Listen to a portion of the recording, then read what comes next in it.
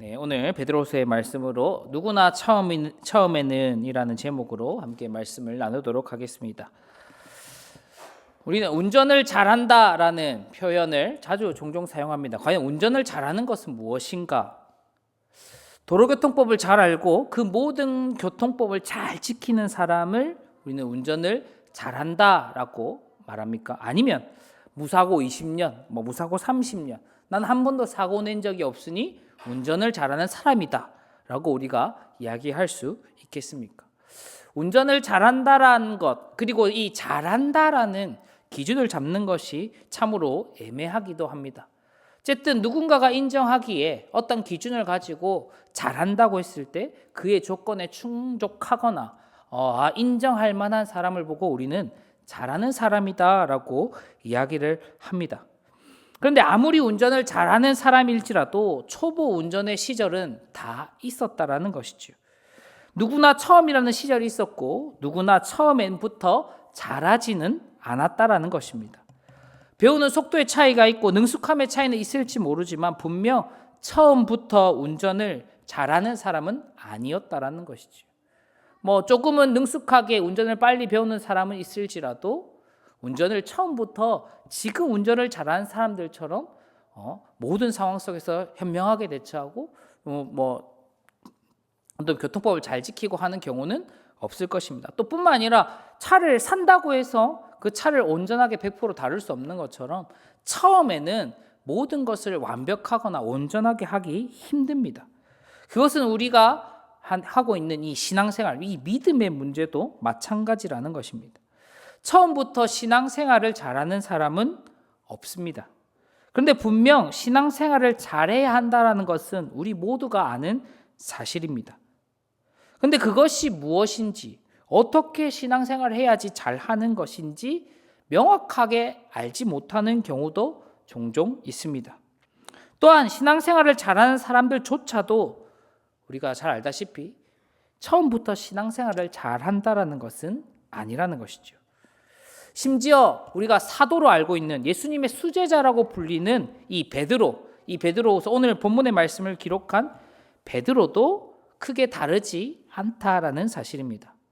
이 사도 베드로도 신앙의 초보일 때가 있었고 이 성경에 기록된 내용들을 두루 살펴보아도 항상 온전한 신앙을 가졌던 것은 아님을 우리가 잘 알고 있습니다. 심지어 예수님의 제자들은 예수님에게 자주 꾸지람을 당하기도 했습니다.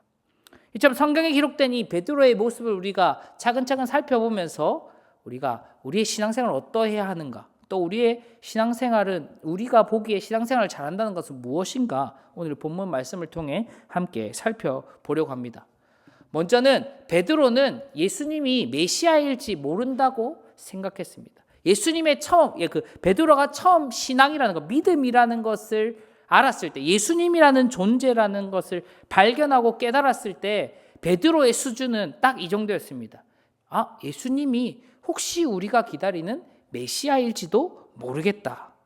요한복음 1장 42절에 보면 이 베드로가 처음 예수님을 만났던 그 장면을 기록하고 있는데, 요한과 야고보와 안드레를 만났던 예수님, 그리고 안드레는 그 예수님을 만난 뒤 자기 형인 베드로에게 찾아가서 내가 메시아를 만났어 라고 예수님 전도를 하게 됩니다. 그 전도를 듣고 이 베드로도 예수님을 만나게 되는 것이죠. 그때 예수님께서 이 시몬이었던 베드로에게 게바라는 너는 이제 게바, 반석, 베드로가 될 것이다 라고 그렇게 이름 지어 주셨습니다. 그러니까 이런 상황 속에서 마치 이 베드로가 되었으니 이 베드로는 벌써부터 예수님의 제자가 되었구나 하고 우리가 쉽게 받아들일 수 있지만 그것은 오산입니다. 우리의 착각일 수 있습니다. 이것은 그저 예수님께서 처음 베드로를 만난 사건일 뿐입니다. 이렇게 예수님을 만난 베드로는 여전히 그의 생업, 예수님의 제자가 되기보다 그의 생업을 따라 살았습니다.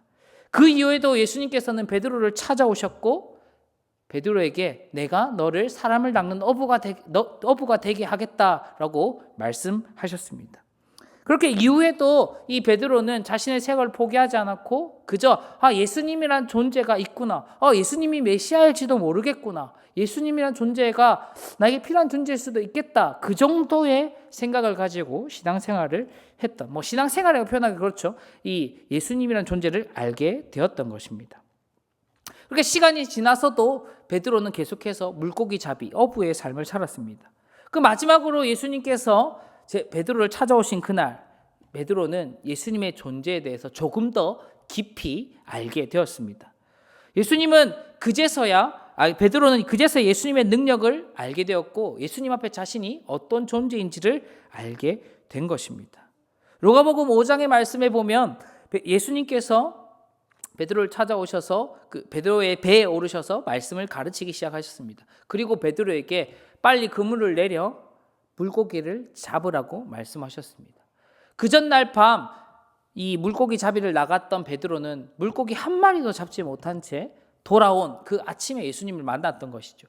그러니 이 바다의 사람, 이 호수에서 수년을 물고기 잡이를 했던 이 어부가 이 목수의 말을 듣고 다시 그물을 던진다는 것은 말도 안 되는 것이죠.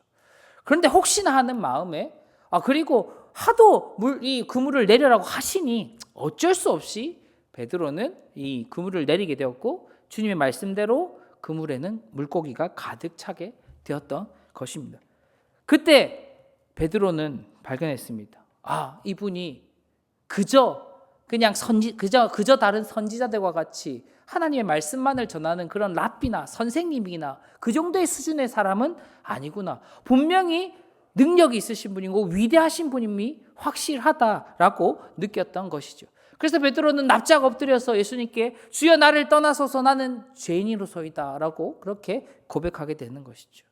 이것은 내가 그저 메시아일지도 모른다고 생각했던, 어쩌면 조금 나은 선지자, 조금 능력 있으신 분이라고 생각했던 그분이 진짜 메시아, 어쩌면 하나님과 같은 분일 수 있겠다라, 엄청나게 능력이 있으신 분이고 위대하신 분이라는 그 깨달음 앞에 그동안 그분의 부르심 앞에 순종하지 않았고 그분을 따르지 않던 자신의 모습을 돌아보게 되었고 그분 앞에 내가 잘못했다라는 것을 깨닫게 되었고 그분에게 죄인임이 나를 떠나소서, 나를 심판하지 마소서라고 그렇게 애원할 수밖에, 그렇게 고백할 수밖에 없었던 것이죠. 이때까지만 해도 베드로의 신앙은 그저 예수님의 그 능력을 보고 그 능력 때문에 예수님을 따르는 사람 정도일지도 모르겠습니다. 그러나 예수님을 점점 따르다가 베드로는 드디어 예수님이 메시아이심을 고백하게 됩니다. 그렇게 우리가 잘 아는 말씀 마태복음 16장 16절에는 베드로가 주는 그리스도시요 살아계신 하나님의 아들이십니다 라고 그렇게 메시아이심을 고백하는 말씀이 기록되어 있습니다. 이렇게 처음에는 이 사람이 진짜 메시아인가? 이 사람이 메시아일 수도 있겠다. 메시아만큼의 능력을 가지고 있구나. 아니, 이분은 분명 그리스도시다 하는 단계까지 베드로의 신앙이 점점 자라갔다라는 것이죠. 처음부터 베드로가 예수님이 우리의 구원자이시다, 우리의 주님이시다 고백했던 것이 아니라 이렇게 차츰차츰 다양한 경험들과 성장을 통해 드디어 베드로가 예수님이 나의 그리스도시다, 메시아시다라고 고백할 수 있게 된 것이죠. 그러나 우리가 이 본문의 말씀을 배운 사람들은 다 알지만 여전히 예수님께서 죽으시고 부활하셔야 된다, 십자가에 달리셔야 된다는 그 말을 하자마자 베드로는 그렇게 하실 수 없습니다 하고 예수님을 막았었습니다. 그리고 예수님에게 꾸중을 듣게 되죠. 이처럼 분명히 그리스도의 심을 고백했던 베드로였지만 여전히 예수님을 온전히 알지 못했습니다. 우리가 보기에 우리가 주님을 고백한다 얘기하면 신앙이 어느 정도 자란 것처럼 보일지 모르겠지만 여전히 그는 부족한 상태였다라고 우리는 이 마태복음의 말씀을 통해 깨달을 수 있는 것이죠. 다음에 이 베드로의 모습을 살펴보면 드디어 예수님께서 자신의 삶의 진정한 주인이시고 구원자이심을 깨닫고 고백하게 되는 사건이 등장합니다. 그것은 바로 요한복음 21장에 등장하는 예수님께서 십자가에 달리신 이후 죽으시고 부활하신 이후에 물고기를 잡고 있는 제자들을 찾아오신 그 사건 속에서 베드로의 고백을 우리가 발견할 수 있습니다.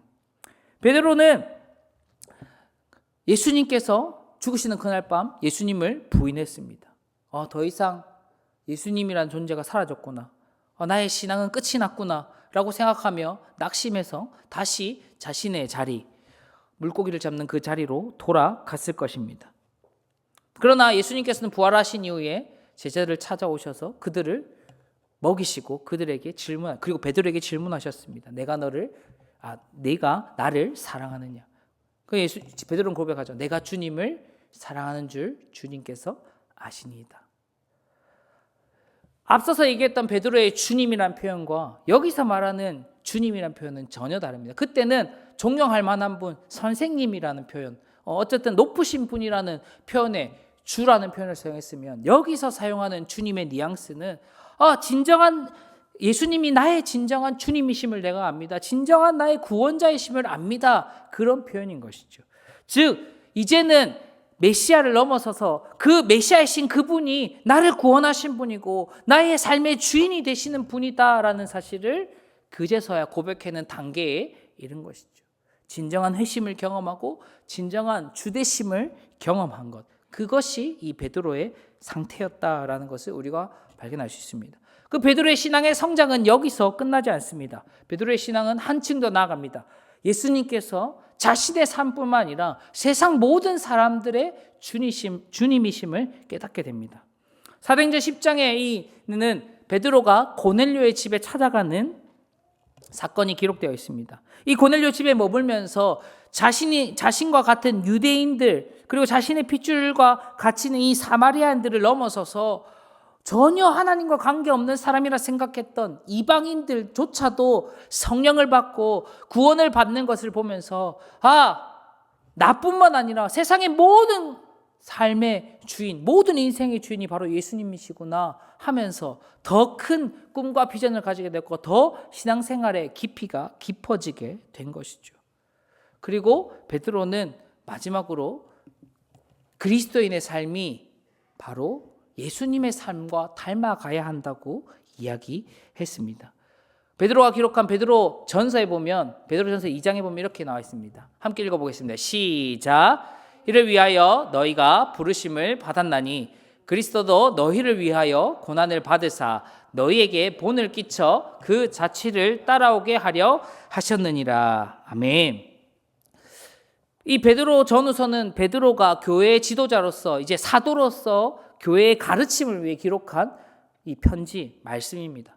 즉 이제는 충분히 신앙이 성장하였고 이제 지도자로서 리더로서의 역할을 갖춘 이 베드로가 마지막에 성도들을 향해 자신과 같은 신앙생활을 하는 사람들을 향해 했던 말이 뭐냐면 우리의 삶이 예수님의 삶이 되어야 합니다. 예수님께서 우리를 부르신 이유는 예수님의 발자취를 따라가려 하기 위함입니다 라고 이야기를 한 것이죠. 즉 우리의 신앙생활이라는 것은 바로 예수님의 제자가 되는 것, 예수님을 닮아가는 것이다 라는 것이죠. 그 말은 즉 이 베드로도 자신의 삶의 목적이 이제는 예수님을 닮아가는 것이 되었다라고 성도들에게 가르치는 것입니다. 신앙의 초보였던 그 시몬이 이제는 예수님의 부르심을 받았고 예수님과 동행하면서 일련의 사건과 경험들을 통해 그리고 주님의 이끄심과 그 부르심 안에서 점점 더 신앙이 성숙하였고 성장해졌고 결국에는 우리의 신앙의 목표인 그리스도의 닮은 삶을 살아간 그리고 그 삶을 가르치는 사도, 교회의 지도자가 되었다는 것이죠. 이처럼 베드로의 삶은 우리의 신앙생활의 전형적인 모습 그리고 우리의 어떤 본이 되어야 할지도 모르겠습니다. 자라가는 모습, 처음부터 자란 것이 아니라 우리의 신앙이 점점 자라간다는 것을 어쩌면 이 사도인, 교회 지도자인 베드로를 통해 우리가 배울 수 있는 것이죠. 그래서 오늘 본문인 이 성경에 기록된 사도 베드로의 마지막 이야기, 이 베드로 후서의 이야기를 우리가 주목해 볼 필요가 있는 이유는 이 베드로의 마지막 가르침, 성경에 기록된 이 마지막 가르침에, 즉 베드로가 마지막 성도들에게 무언가를 가르쳐야 한다면, 그들에게 신앙생활에 대해서 이야기한다면 무엇을 얘기하고 있는지를 우리가 한번 살펴보기 위함입니다. 그럼 오늘 이 본문에서 우리가 신앙생활을 할 때, 그리고 이 말세를 살아가는 이 그리스도인들이 어떤 자세, 어떤 생각으로 신앙생활을 해야 하고 어떤 것이 신앙생활을 잘하는 것인가? 오늘 본문이 세 가지를 이야기하는데 첫 번째가 신앙생활에는 목표가 있어야 된다는 것입니다. 사도 베드로는 오늘 본문 14절에 이야기합니다. 너희가 이것을 바라보나니, 우리가 바라보는 것이 있어야 한다는 것이죠. 즉 신앙생활이라는 것은 바라보는 것, 목표가 있어야 되는 거예요. 그냥 시간 흘러가는 대로 살아가는 그 어떤 것, 뭐 그냥 교회 나오고 예배 드리고 뭐 말씀 읽고 기도하고 단순히 뭔가 반복되는 이 루틴 속에서 살아가는 그런 것이 신앙생활을 잘하는 것이 아니라 우리가 바라보아야 할 것, 목표가 있어야 한다는 것이죠. 그 바라보아야 할 것이 무엇이냐? 주 앞에 점도 없고 흠도 없고 평강 가운데 나타나는 것. 즉 신앙생활의 목표, 바라보아야 할 것이 예수님 안에서 거룩함과 평안함이라는 것이죠. 주 앞에서 거룩한 삶을 목표하는 것, 그리고 주 앞에서 평안한 삶을 목표로 신앙생활을 해나가는 것이 신앙생활을 잘하고 있다는 것이고 신앙생활을 잘한다는 것이죠. 거룩한다는 것, 주님 앞에 깨끗한 삶, 구별된 삶을 사는 것입니다. 세상과는 다른 삶, 세상을 닮아가지 않고 예수님을 닮아 다르게 살아가는 삶, 그것이 주 앞에서 거룩한 삶인 것이죠. 그리고 신앙생활을 잘하고 있다면 따라올 수밖에 없는 그 마음이 바로 평안함, 평화라는 것이죠. 신앙생활을 잘하는 사람들이 가지고 있는 공통적인 그 마음, 상태, 바로 평안함입니다. 기도 응답이 이루어질 때 우리에게 주신 하나님의 놀라운 응답의 증거가 뭐냐? 평안함입니다. 즉 우리가 신앙생활을 잘하고 있다면 우리는 점점 더 주님을 닮은 그 거룩한 모습으로 바뀌어 갈 겁니다.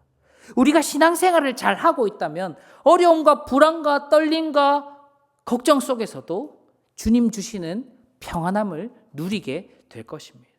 그러니 완전한 목표, 우리가 그 끝에 가서 이루어낼 진정한 신앙생활을 잘하는 모습은 뭐냐? 주 안에서 거룩한 삶, 그리고 주 안에서 평안한 삶을 사는 것입니다.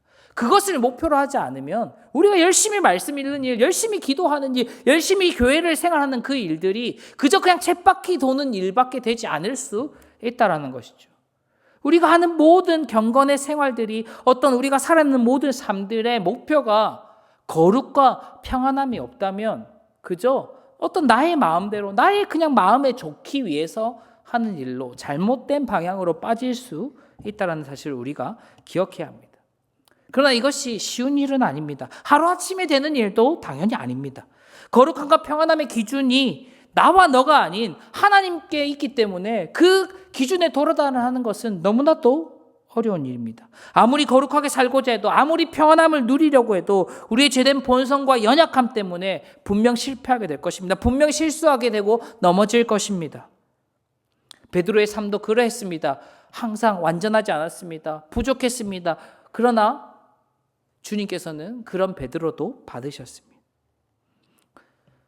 우리도 주님께서 받으시는 것이죠. 그리고 쉬운 일이 아니라 해서 포기하거나 목표를 낮추어서는 안 됩니다.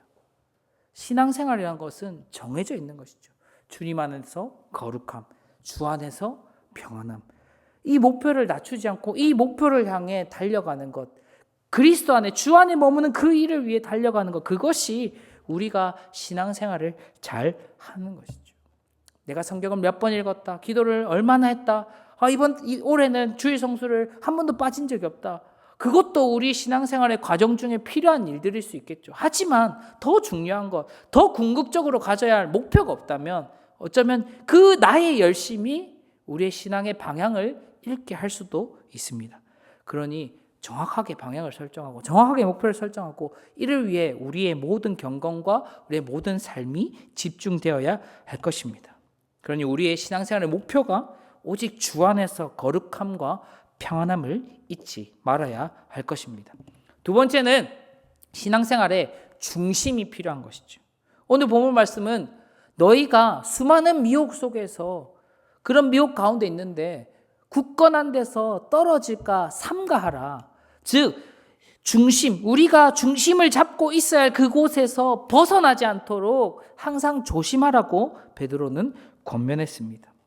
신앙생활 잘 안 한다는 건 너무나도 어렵죠. 외적인 다양함이 있습니다. 그리고 각각 개인이 가지고 있는 성향과 다양함들이 있죠. 그리고 각자가 겪는 경험의 다양함들도 있습니다. 이런 다양함 속에서 한 치 앞도 예상할 수 없는 그런 변수 앞에 중심을 바로잡지 않으면 신앙생활을 제대로 할 수 없게 되는 것입니다. 그리고 우리가 신앙생활을 잘하려고 하면 할수록 우리를 흔들고 넘어뜨리려 하는 것들이 이 세상에 너무나도 많습니다. 이단들, 거짓 가르침들, 세속화된 신앙의 모습들, 그리고 우리를 흔드는 우리의 연약함과 죄악들. 이런 다양한 것들이 우리의 신앙을 위협하고 미혹할 때가 너무나도 많습니다. 그리고 이미 세상의 기준과 방식들이 교회와 사회를 집어삼켰기 때문에 돈이, 명예가, 힘이, 그것들이 우리의 신앙을 계속 혼란스럽고 흔들어 놓는 것이죠.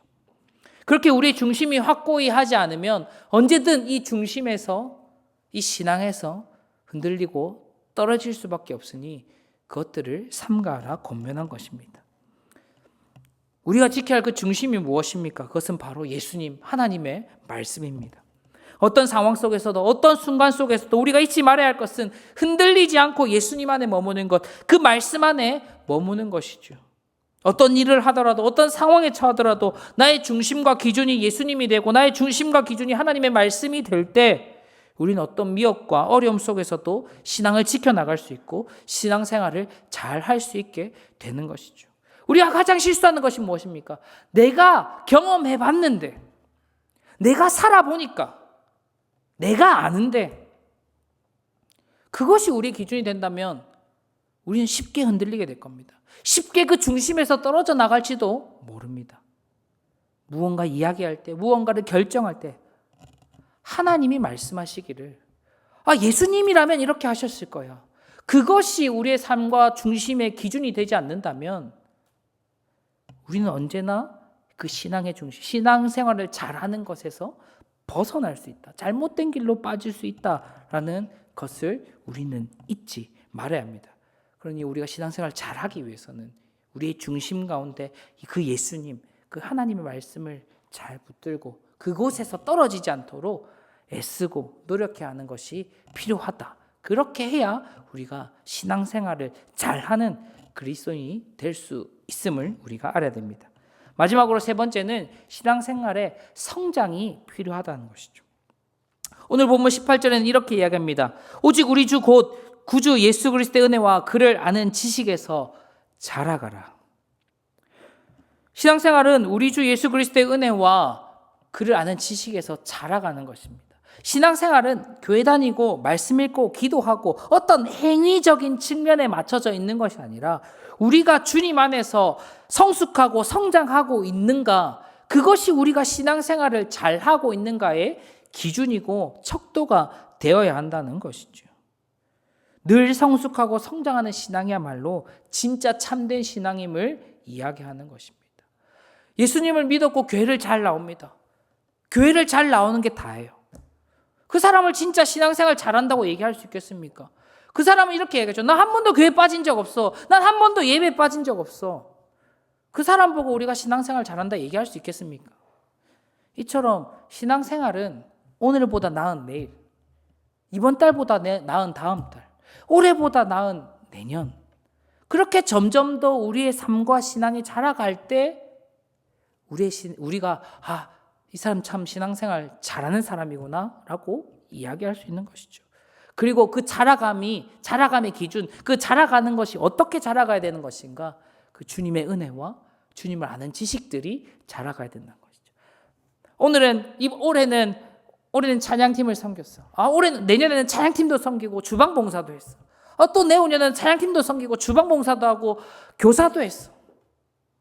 이 사람 신앙생활 참 열심히 한 사람이구나 라고 생각할 수도 있겠지만, 그게 아니라 신앙생활을 잘하고 이 사람이 신앙에 성장하고 있다는 것은 무언가를 더 많이 했다가 아니라 주님의 은혜를 얼마나 더 깊이 체험했는가, 얼마나 더 많이 알아갔는가, 그리고 예수님을, 하나님을 얼마나 더 깊이 알고 있는가, 그 하나님을 아는 지식이 얼마나 더 풍성해지고 더 넓어지고 더 깊어지고 더 높아졌는가, 그것이 우리의 신앙생활을 잘하고 있고 그 신앙이 성장하고 있다라는 기준과 척도가 되는 것이죠. 베드로의 삶을 살펴볼 때 나는 예수님이 메시아인지도 몰랐어야 하던 그 베드로가 우리가 그리스도인이라면 예수님을 닮아가야지 하는 그 깊이까지 그 자라간 모습처럼 우리의 신앙이 처음에는 교회를 나오는 것에서 그쳤다면 교회를 다니면서 예배를 잘 드려야 되구나. 예배 가운데 하나님을 만나야 되구나. 그냥 하나님을 만나면서 그 하나님의 놀라운 사랑과 그 은혜의 깊이를 점점 더 깊어지게 알아가야 되는구나. 그리고 우리가 그 신앙의 모든 과정들을 통해서 하나님이 얼마나 놀라운 분이시고 얼마나 위대한 분이신지를 내가 조금 더 많이 더 깊이 알아가야 되는구나. 그리고 그것을 깊으면서 우리의 신앙이 점점 자라가야 되는구나. 그렇게 느껴가고 경험하고 자라가는 사람들이 진짜 신앙생활을 잘하는 사람이다 라고 오늘 본문은 이야기하고 있는 것이죠. 자라가야 된다. 멈춰서는 안 된다. 그러니 신앙생활에는 제자리 걸음이 없습니다. 신앙생활을 잘하고 있다면 분명 자라갈 수밖에 없습니다. 그것이 신앙생활을 잘하는 것이기 때문입니다. 신앙생활을 잘하기 위해서는 이 제자리 걸음하지 않는 일, 항상 한 걸음 한 걸음 주님께로 나아가는 것, 주님과 가까워지는 일들을 경험하고 배워나가고 그렇게 해야 한다는 것이죠. 그 과정 가운데 실패할 수 있습니다. 실패하고 넘어지는 것이 신앙생활을 못하는 게 아니라 실패하고 넘어진 가운데 주님의 은혜를 알고 주님을 더욱더 깊이 체험하게 된다면 그 사람은 신앙생활 매우 잘하고 있는 겁니다.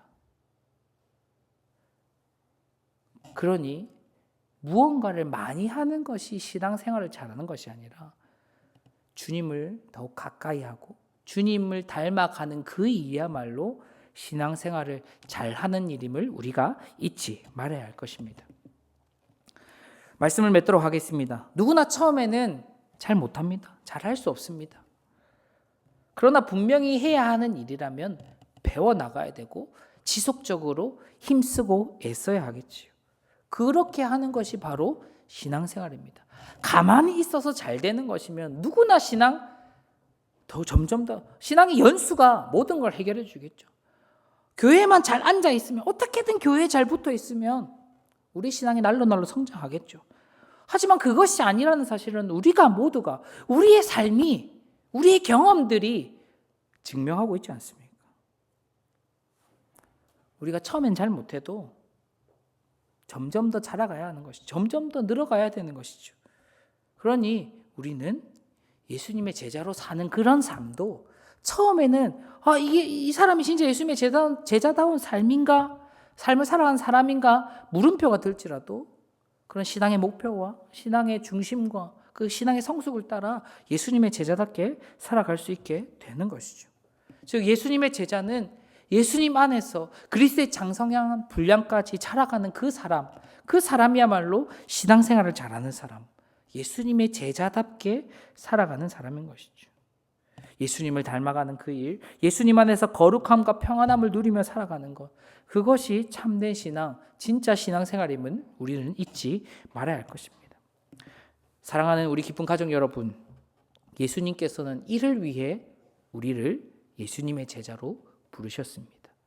이를 위해 우리를 사랑하셨고 이것을 위해 우리를 구원하셨고 이것을 위해 우리에게 인생이라는 선물을 주셨습니다. 그리고 신앙과 믿음이라는 선물을 주셨습니다. 베드로를 부르시고 베드로를 이끌어 가셨던 것처럼 우리도 부르신 우리를 이끌어 가시고 우리를 더욱더 예수님의 제자답게 자라나게 하실 것입니다.